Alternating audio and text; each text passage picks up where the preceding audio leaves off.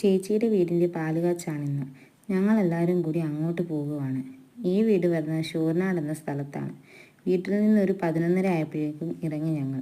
ഇവിടുന്ന് ഏതാണ്ട് 1 മണിക്കൂർ യാത്രയുണ്ടായിരുന്നു അവിടേക്ക്.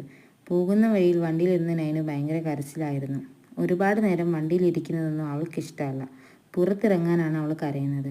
എവിടെ എത്തി ആദ്യം തന്നെ വീട് കാണാനാണ് പോയത്. ഒന്നും പറയാനില്ല, അത്ര ഭംഗിയായിരുന്നു വീട് കാണാൻ. കണ്ണാടി കണ്ടാൽ ഇങ്ങനൊരു ഫോട്ടോ എടുത്തില്ലെങ്കിൽ ഒരു മനസ്സമാധാനം കിട്ടില്ല, ശരിയല്ലേ? ഓപ്പൺ കിച്ചനാണ് ഈ വീടിൻ്റെ ഹൈലൈറ്റ്. അതുപോലെ ഇൻറ്റീരിയർ വർക്കൊക്കെ അടിപൊളിയാണ്. ഈ വീടിൻ്റെ മുഴുവൻ സ്ഥലവും ഉപയോഗപ്പെടുത്തുന്ന രീതിയിലാണ് ഡിസൈൻ ചെയ്തിരിക്കുന്നത്.